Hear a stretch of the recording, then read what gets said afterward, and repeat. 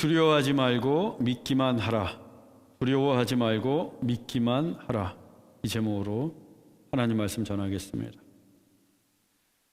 우리가 살다 보면 사람이 할 수 있는 일이 있고 사람이 할 수 없는 일이 있습니다. 사람이 할 수 없는 일은 크게 세 가지인데, 첫째, 자연의 힘을 다스리는 일입니다. 예를 들면 하늘의 태양을 멈추게 한다거나 바다의 광풍을 잔잔하게 하는 일입니다. 두 번째는 초자연적인 존재를 다스리는 일입니다. 예를 들어 악령을 물리치거나 귀신을 내어 쫓는 일입니다. 세 번째는 생명을 다스리는 일입니다. 새로운 생명을 잉태하는 일은 물론이고 죽은 자를 다시 살리는 일입니다. 이 광풍과 귀신과 죽음을 다스리는 일들은 사람이 결코 할 수 없는 영역으로 오직 하나님만이 하실 수 있는 일입니다. 사람이 제 아무리 뛰어나고 능력이 많아도 이 세 가지 일은 불가능합니다. 하나님만이 바다에 휘몰아치는 광풍을 다스리시고, 하나님만이 무시무시한 귀신을 내어 쫓으시고, 하나님만이 죽은 자를 다시 살리십니다. 오직 하나님에게만 바다와 바람이 순종하고 귀신이 순종하고 죽음의 권세도 순종합니다. 누가는 누가복음 8장에 이르러서 예수님이 누구신지 분명히 보여주기를 원했습니다.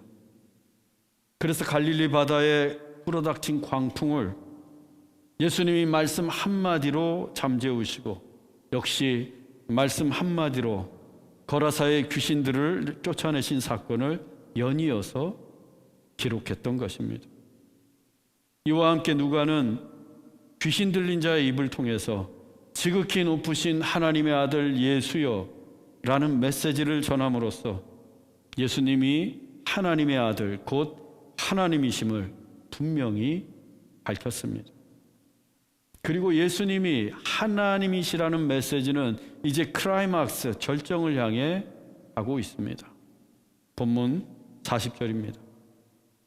예수께서 돌아오심에 무리가 환영하니 이는 다 기다렸음이로라. 예수님이 거라사의 귀신 들린 자를 고치시고 다시 갈릴리로 돌아오셨습니다. 예수님이 돌아오시자 무리들이 예수님을 환영하며 맞이했어요. 그들도 예수님이 갈릴리 바다에 광풍을 잔잔하게 하신 일, 또 거라사의 귀신을 쫓아내신 일 등 예수님이 행하신 이적에 관한 소문을 들었던 것 같습니다. 그래서 예수님이 행하실 새로운 이적들을 기대하면서 예수님을 기다렸고 예수님을 환영했습니다. 거라사에서는 예수님이 떠나시기를 구했는데 갈릴리에서는 예수님을 환영합니다. 정반대 반응이에요. 어딜 가나 이 두 가지 반응입니다. 예수님이 똑같은 은혜와 기적을 베푸셔도 사람들의 반응은 이 두 가지예요. 예수님을 떠나라고 하든지 환영을 하든지. 중요한 것은 하나님의 나라는 예수님을 환영하는 곳에 임한다는 것입니다. 하나님의 기적과 능력은 예수님을 환영하고 예수님을 기다리는 사람들에게 나타납니다. 사랑하는 여러분, 오늘 이 예배 가운데 임재하신 예수님을 웰컴, 환영하십시오. 우리를 찾아오신 예수님을 열렬히 환영하십시오. 그때 하나님의 나라도 임하고 하나님의 능력도 보게 될 것입니다. 예수님을 환영하고 기다리던 무리 중에 예수님을 가장 간절히 기다렸던 사람은 회당장 야이로였습니다. 본문 41절로 42절입니다. 회당장인 야이로라 하는 사람이 와서 예수의 발 아래에 엎드려 자기 집에 오시기를 간구하니 이는 자기에게 12살 된 외딸이 있어 죽어가미러라. 예수께서 가실 때에 무리가 밀려들더라. 회당장 야이로가 예수님의 발 앞에 엎드려 자기 집에 오시기를 간구했습니다. 당시 유대인들의 신앙생활은 이 회당을 중심으로 이루어졌습니다. 회당장은 안식일에 설교자를 초청하여 예배를 중화하고 회당을 감독하는 회당의 총책임자입니다. 때문에 아무나 회당장이 될 수는 없었습니다. 유대인 중에서도 유대인, 유대의 전통에 깊이 뿌리 내리고 있는 골수 유대인, 율법을 수호하는 것을 가문의 영광으로 알고 있는 유대인들 중에서 특별히 뽑힌 사람이 회당장이 되었습니다. 그래서 회당장은 뭇 사람들로부터 존경을 받는 종교 귀족이었고 그 지역 최고의 유지로서 누구 앞에 엎드린다거나 무릎을 꿇을 일이 전혀 없는 사람이었습니다. 더욱이 회당장은 바리새인과 서기관들처럼 예수님을 무척이나 싫어했습니다. 예수님에 대해 비판적이고 부정적인 시각을 지니고 있었습니다. 왜냐하면 예수님이 유대의 전통을 무시하고 율법을 거부하고 유대인들이 해서는 안 되는 일, 즉 세리와 창기들과 함께 지내고 죄인들과 식사하시고 금식하는 날에도 제자들과 함께 먹고 마시고 즐기셨기 때문입니다. 또 유대인들이라면 안식일에는 절대로 하지 않는 일, 손 마른 자도 고쳐주셨습니다. 그것도 회당 안에서. 회당장이 볼 때 예수님은 사회를 어지럽히고 혼란스럽게 하는 반유대적 인물이 분명합니다. 당연히 예수님에게 적대적일 수밖에 없습니다. 그런데 그 회당장 야이로가 예수님 앞에 엎드려 간구합니다.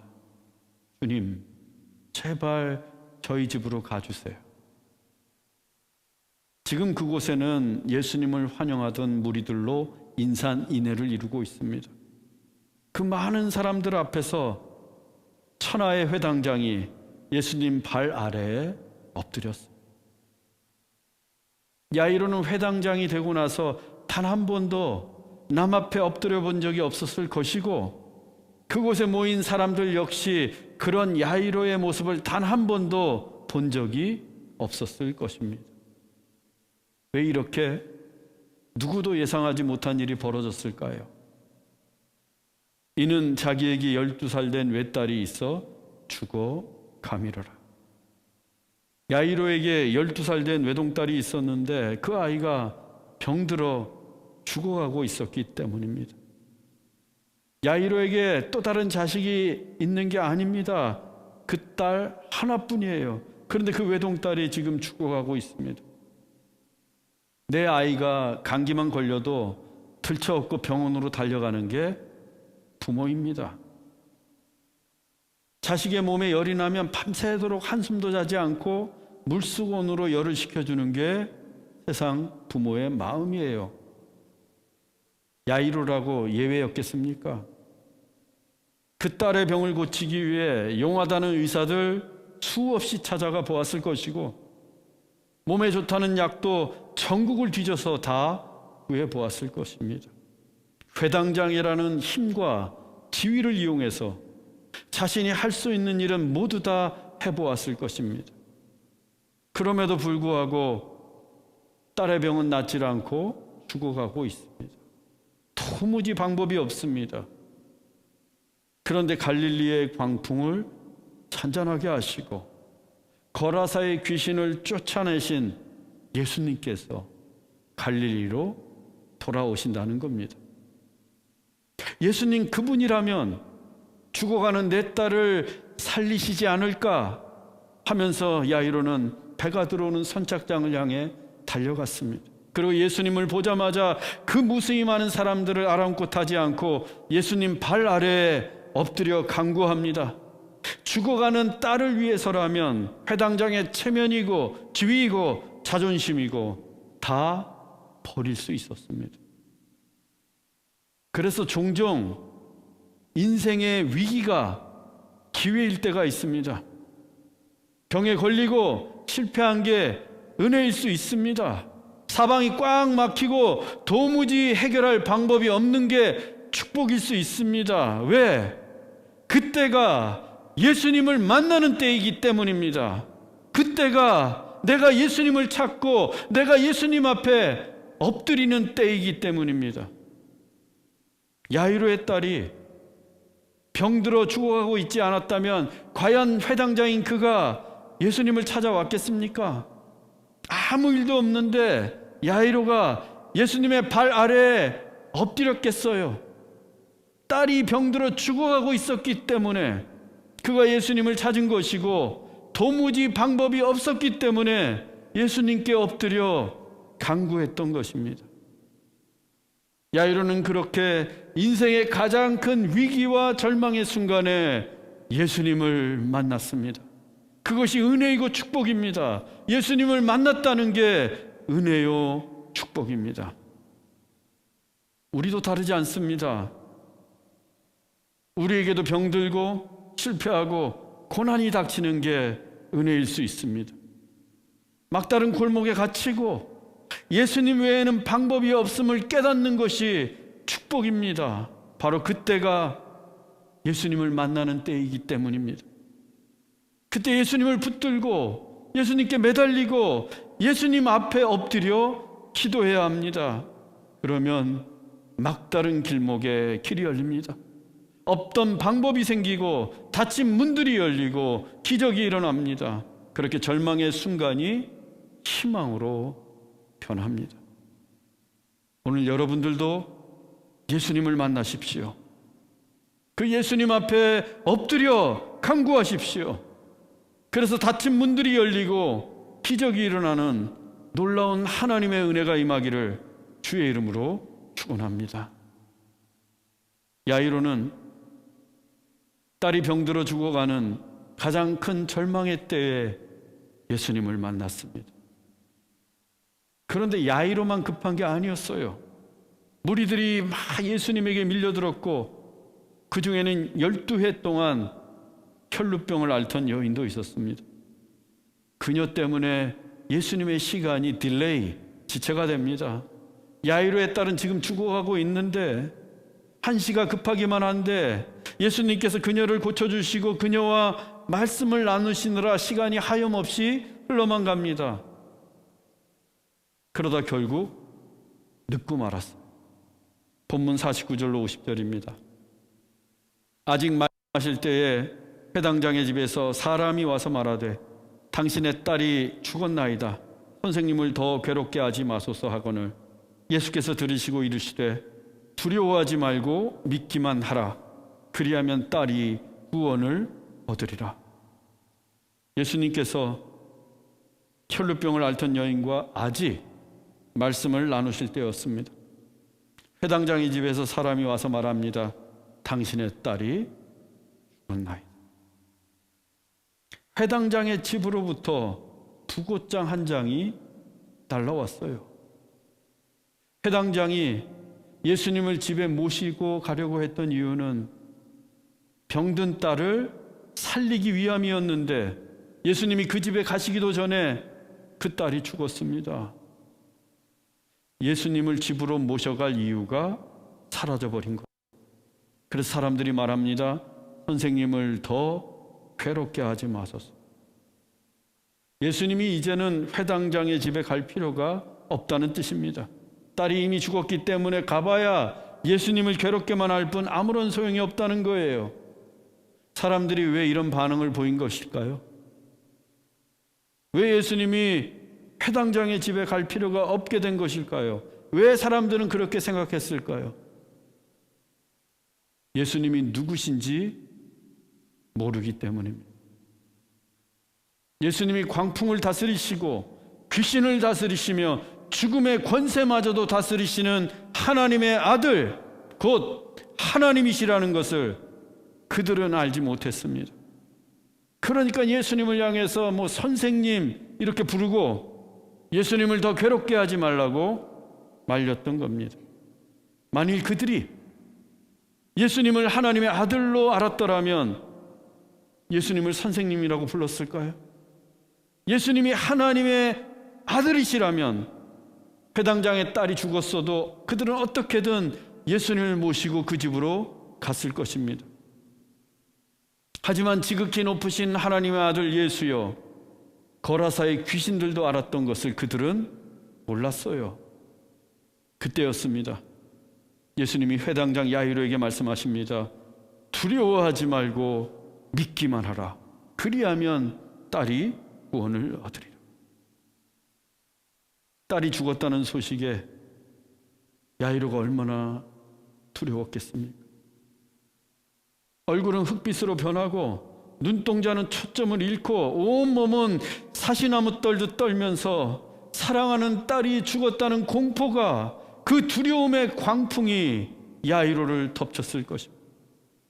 마치 갈릴리 바다에 광풍이 휘몰아칠 때 두려움에 떨던 제자들처럼. 그런데 예수님 말씀하십니다. 두려워하지 말고 믿기만 하라. 그리하면 딸이 구원을 얻으리라. 이 두려움과 믿음은 상극입니다. 그래서 두려움은 내 안에서 믿음이 사라질 때, 믿음이 옅어질 때 찾아옵니다. 즉 두려움은 감정의 문제가 아니라 믿음의 문제라는 거예요. 병이 들어서 두려운 게 아닙니다. 사업이 실패해서 두려운 게 아니에요. 이 세상이 어떻게 될까 봐 두려운 게 아닙니다. 믿음이 없어서 두려운 거예요. 주님을 온전히 신뢰하지 못하고 주님을 믿지 못하니까 쉽게 두려워지는 겁니다. 그러나 내 믿음이 굳건하면 두렵지 않습니다. 믿음을 지키면 어떠한 상황에서도 두렵지가 않습니다. 다윗의 고백처럼 사망의 음침한 골짜기로 다닐지라도 해를 두려워하지 않을 것은 주께서 나와 함께 하심이라. 주의 지팡이와 막대기가 나를 안위하시나이다. 이 믿음이 있으면 사망의 음침한 골짜기 한가운데 있어도 두렵지가 않은 거예요. 그래서 믿기만 하는 게 중요합니다. Don't be afraid, just believe. 두려워하지 말고 믿기만 하라. 믿기만 하면 두렵지 않습니다. 믿기만 하면 두려움을 이길 수 있습니다. 여러분도 믿기만 하십시오. 두려움이 물러갈 것입니다. 믿기만 하십시오. 걱정, 근심, 염려 다 사라질 것입니다. 주님을 믿기만 하십시오. 주님께서 그 두려움의 수령에서 우리를 던져주실 것입니다. 해당장 야이로가 예수님을 믿기만 합니다. 두려움을 떨쳐내고 예수님을 믿기만 하고서 예수님을 모시고 자기 딸이 죽어있는 집으로 향합니다. 본문 51절입니다. 그 집에 이르러 베드로와 요한과 야고보와 아이의 부모 외에는 함께 들어가기를 허락하지 아니하시니라. 예수님이 야이로의 집에 이르셨을 때 베드로, 요한, 야고보 그리고 아이의 부모 둘, 그렇게 5명만 함께 들어갔습니다. 같은 내용을 기록하고 있는 마가복음에 따르면 딸의 시신이 누워있는 방으로 들어갔습니다. 예수님은 그들 5명 외에는 그 방에 들어가는 것을 허락하지 않으셨어요. 예수님은 왜 이들 5명을 제외하고는 아무도 그 방에 들어가는 것을 허락하지 않으셨을까요? 왜? 더 많은 사람들이 기적을 보면 좋을 텐데 왜 5명에게만 그 기적의 장소에 들어가는 것을 허락하셨을까요? 그들 5명 외에는 믿음의 역사가 무엇인지 깨달을 자가 없었기 때문입니다. 예수님이 죽은 야이로의 딸을 살리신다고 해도 그저 신기한 이적으로만 여길 뿐 두려움 없이 믿기만 했던 야이로에게 임한 하나님의 구원의 역사임을 깨닫지 못하기 때문입니다. 거라사에서 어떻게 했습니까? 예수님이 분명 귀신을 쫓아내셨습니다. 그렇지만 거라사 사람들은 하나님의 구원을 깨닫지 못하고 예수님께 떠나시기를 간구했어요. 구원이 무엇인지 듣기는 들어도 깨닫지 못하고 보기는 보아도 알지 못했던 겁니다. 지금 야이로의 집에서도 마찬가지예요. 예수님은 이미 야이로에게 말씀하셨습니다. 두려워하지 말고 믿기만 하라. 그리하면 딸이 구원을 얻으리라. 즉 야이로의 죽은 딸이 다시 살아나는 것은 야이로의 믿음에 대한 하나님의 구원의 은총이라는 말씀입니다. 그 구원의 진리를 깨닫지 못한다면 야이로의 딸이 살아난다고 해도 사람들은 예수님을 구원자가 아니라 무슨 신비한 이적을 행하는 술사 정도로만 여길 거예요. 때문에 예수님께서 그들 외에는 들어가기를 허락하지 않으셨던 겁니다. 예수님께서 야이로의 딸을 살리신 이후에도 그 사실을 아무에게도 말하지 말라고 경고하신 것도 똑같은 이유입니다. 과연 사람들은 아무것도 깨닫지 못하고 울기만 합니다. 본문 52절 53절입니다. 모든 사람이 아이를 위하여 울며 통곡하매 예수께서 이르시되 울지 말라, 죽은 것이 아니라 잔다 하시니 그들이 그 죽은 것을 아는 고로 비웃더라. 야이로의 집에 있는 모든 사람들이 아이를 위하여 울며 통곡했습니다. 죽은 아이가 다시 살아난다는 기대감이나 예수님에 대한 믿음이 1도 없는 거예요. 그래서 울기만 합니다. 당시 유대인들은 죽은 사람을 위해 애도하고 애곡하는 것을 신성한 의무로 여겼습니다. 그래서 장례 기간 내내 피리를 불고 곡을 하고 가슴을 치며 통곡합니다. 야이로의 집에 모인 이들도 마찬가지였어요. 죽은 아이를 위해서 울면서 통곡하고 있습니다. 그때 예수님께서 그들을 향해 말씀하십니다. 울지 말라, 죽은 것이 아니라 잔다. 예수님께서 울지 말라고 하십니다. 야이로의 딸이 죽은 게 아니라 자고 있기 때문에, 아이가 지금 잠을 자는 것뿐인데 왜 우느냐는 말씀이에요. 하지만 야이로의 딸은 분명 죽었습니다. 잠을 자는 게 아니라 죽었어요. 호흡이 멈추고 심장은 더 이상 뛰지 않고 눈을 뜰 수도 말을 할 수도 없이 그 아이는 이미 죽은 게 분명합니다. 그런데도 예수님은 죽은 것이 아니라 잔다고만 하십니다. 이 또한 진리의 말씀입니다. 왜? 예수님에게는 죽어도 자는 것이기 때문입니다. 누구든 주 안에 있으면 죽었어도 자는 것뿐입니다. 예수님을 믿기만 하면 죽었다 해도 자는 거예요. 왜? 믿는 자는 부활하기 때문입니다. 믿기만 하면 주 안에서 영생하도록 부활하기 때문입니다. 하지만 믿음이 없는 자들에게는 죽은 것이 아니라 잔다는 이 말씀이 그저 허황될 뿐입니다. 그래서 비웃었습니다. 믿음이 없으면 예수님을 비웃습니다. 믿음이 없으면 하나님의 말씀이 기록된 성경을 보고도 비웃습니다. 믿음이 없으면 주님의 몸된 교회를 세상 사람들은 비웃습니다. 이렇게 모든 사람들이 믿음 없이 예수님을 비웃고 있을 때였습니다. 본문 54절로 55절입니다. 예수께서 아이의 손을 잡고 불러 이르시되 아이야 일어나라 하시니 그 영이 돌아와 아이가 곧 일어나거늘 예수께서 먹을 것을 주라 명하시니. 예수님께서 죽어서 시체로 누워있는 아이의 손을 잡으셨습니다. 그리고 아이를 부르시며 말씀하십니다. 아이야 일어나라. 그러자 아이의 영혼이 들어와 아이가 곧 일어납니다. 이번에도 아이야 일어나라, 예수님의 말씀 한마디에 그 죽었던 아이가 다시 살아났습니다. 과연 예수님은 죽음의 권세마저도 다스리시는 하나님의 아들, 하나님이셨습니다. 이때 예수님은 유대인들의 생활 언어였던 아람어로 말씀하셨습니다.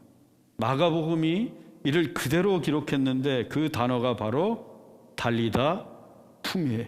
달리다. 이 달리다가 소녀야 라는 뜻이고 쿰이 일어나라 라는 뜻입니다. 그래서 달리다 쿰 하면 소녀야 일어나라, 아이야 일어나라 라는 말이 됩니다. 그런데 이 달리다 쿰은 당시 엄마가 아이를 깨울 때 쓰는 평범한 말이었습니다. 얘야 이제 그만 자고 일어나야지 하고 부모가 아이를 깨우는 일상적인 언어가 달리다 쿰이었습니다. 즉 예수님은 지금 아이를 잠에서 깨우시듯 죽은 야이로의 딸을 살려내신 겁니다. 아주 부드럽게 아이야 일어나라. 그리고 그 아이에게 먹을 것을 주라고 하십니다. 마치 조반을 차려주듯이 귀신이나 환영이 아니라 진짜로 살아났음을 확인시켜 주는 겁니다. 그렇게 죽었던 야이로의 딸이 살아났습니다. 하지만 그 과정은 순탄치 않았어요. 야이로가 자존심 다 내려놓고 예수님 발 아래에 엎드려 간구하고서 그의 집으로 가는 길에 혈루병을 앓던 여인이 예수님의 옷자락을 붙잡으면서 시간이 지체되었습니다. 그리고 그 사이에 그만 야이로의 딸이 죽었어요. 너무 늦어버린 겁니다. 예수님이 야이로의 집에 가실 이유가 사라졌어요. 하지만 예수님에게는 늦은 게 아닙니다. 사람들에게는 늦었어도 예수님에게는 늦지 않았습니다. 아이가 이미 죽었어도 예수님에게는 늦지 않았습니다. 즉 예수님에게는 여전히 야이로의 집에 가셔야 할 이유가 있었습니다.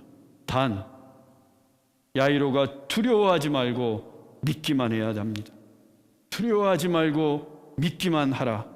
그래야 그 믿음을 통해 야이로의 딸이 살아날 수 있기 때문입니다.